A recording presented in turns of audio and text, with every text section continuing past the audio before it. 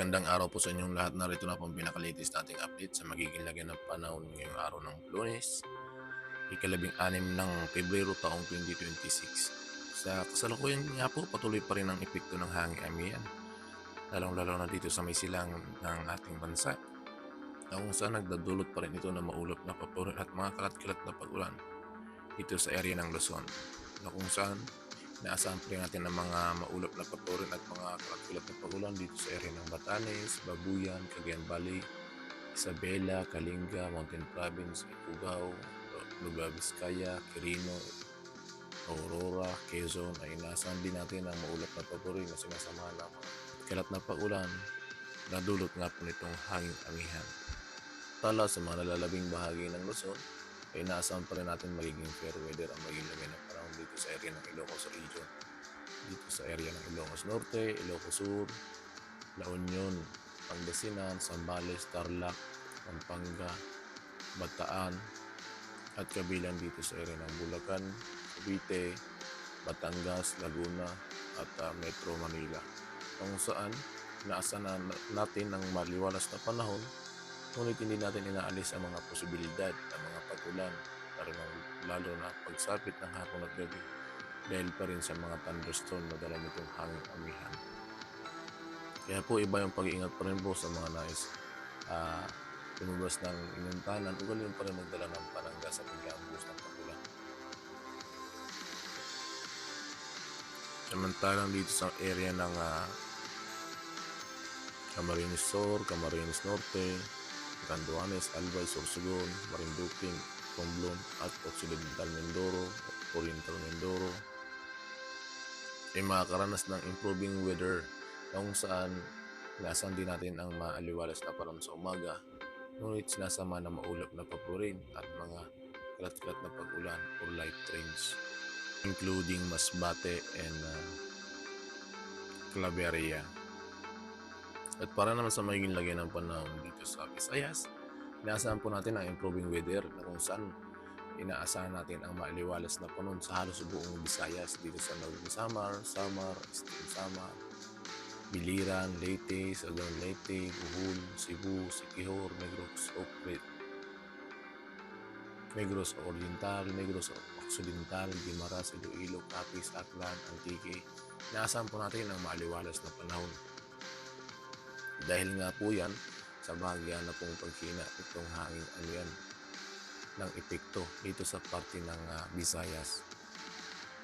Kaya naman, inaasahan natin ang maaliwalas na panahon. Ngunit hindi natin may naalis sa mga posibilidad ng mga kalat-kalat na pag-ulan, dahil pa rin sa mga thunderstorm na dala ng hanging amihan. Para naman sa magiging lagay ng panahon dito sa Mindanao, inaasahan din natin ang maaliwalas na panahon dito sa area ng Binagat Island, Surigao del Norte, Camiguin, Misamis Oriental, Agusan del Norte, Surigao del Sur, Agusan del Sur, Bukidnon, Lanao del Norte, Lanao del Sur, Cotabato, Maguindanao, Sultan Kudarat, at South Cotabato. Samantala, sa mga labing bahagi pa ng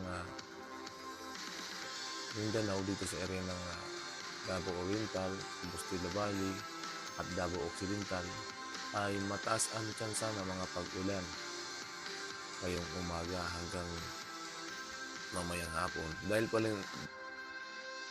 pa rin yan sa epekto ng mga localized thunderstorm na dulot nitong shear line, na associated pa rin yung dito sa area sa amihan natin na minumonitor, including dito sa area ng Tawi-Tawi, Sulu, Basilan, ay mataas pa rin ang tsansa ng mga localized thunderstorm. Kaya naman iba yung paghahanda pa rin ng ating pinapaabot sa mga ating mga kababayan upang makapaghanda pa rin sa mga biglaang buhos ng mga pag-ulan.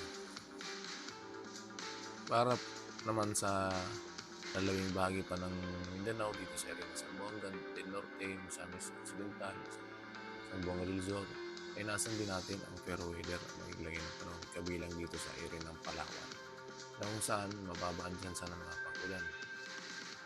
Ngunit dahil sa inaasahan din natin ang mga localized thunderstorm, maging alerto pa rin po tayo sa mga biglaang kalat-kalat na pag-ulan, lalo na pagsapit ng hapon At para naman sa magiging lagay ng ating kalagatan, sa kasalukuyan nga po wala po tayo nakataas na gale warning sa kahit anong baybayin ng ating karagatan. So, kaya naman po malaya pa rin po makakapaglayag ng ating mga kababayang mangingisda sa kahit anong baybayin ng ating seaboard. At para naman sa ating paghahanda sa ating posibilidad na mabuo na panibagong bagyo, ay mayroon po tayong potensyal na posibleng mabuo sa susunod na linggo. Base nga po dito sa pinaka-tropical cyclone threat potential, ay may inaasahan po tayo na posibleng mabuo na low pressure area sa labas ng Philippine Area of Responsibility at posibleng pumasok dito sa PAR.